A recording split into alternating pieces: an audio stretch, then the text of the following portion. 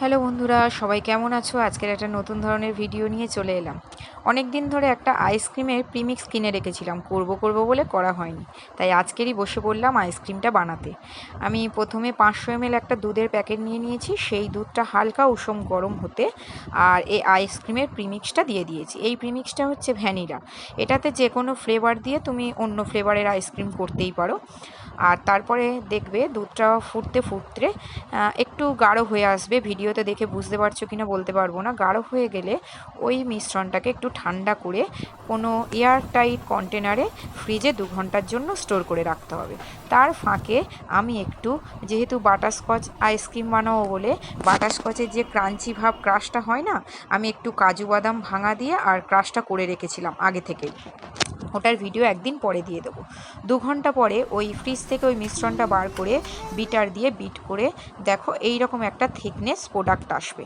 তারপরে আমি দুটো ভাগে ভাগ করে নিয়ে একটাতে একটু ইয়েলো ফুড কালার দিয়ে, যেহেতু বাটারস্কচ বানাবো তাতে বাটারস্কচের যে ক্রাশগুলো আছে সেটা দিয়ে একটা এয়ারটাইট কন্টেনারে রাখলাম।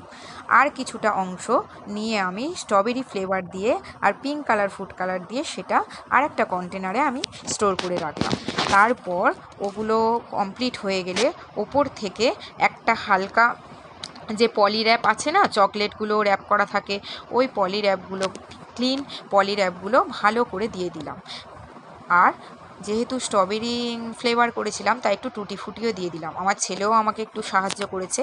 দুটো আইসক্রিম কন্টেনারে ঢালার পর একদম ক্লিয়ার বেস যে দেখতেই পাচ্ছ ভিডিওতেই, পলি র্যাপ করে ঢাকাটা দিয়ে ফ্রিজে স্টোর করে রাখলাম মিনিমাম 5-6 ঘন্টা। আমার প্রায় ফ্রিজে 5-6 ঘন্টার বেশি রাখা হয়ে গেছিলো। এবার দেখাই আপনাদের কেমন হয়েছে আইসক্রিমটা। ফ্রিজ থেকে বের করে নিয়ে প্রথমে ক্লিন র্যাপগুলো সরিয়ে দেখাচ্ছি। একদম যেরকম বাইরের কেনা আইসক্রিম ঠিক সেই রকম হয়েছে।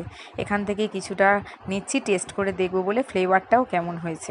ওটা ছিল হচ্ছে স্ট্রবেরি আইসক্রিম ফ্লেভারের, আর এটা ছিল বাটারস্কচ। আইসক্রিমটা একদম কেনা যেরকম সেরকম, আর খেতেও বেশ ভালো। আমার তো ভীষণ ভালো লেগেছে। আর তোমরাও একবার এই প্রিমিক্স দিয়ে তৈরি করে দেখো, তোমাদেরও ভালো লাগবে। ভিডিওটা কেমন লাগলো অবশ্যই জানিও, আর ভালো লাগলে অনেক ভালোবাসা দিও। টাটা।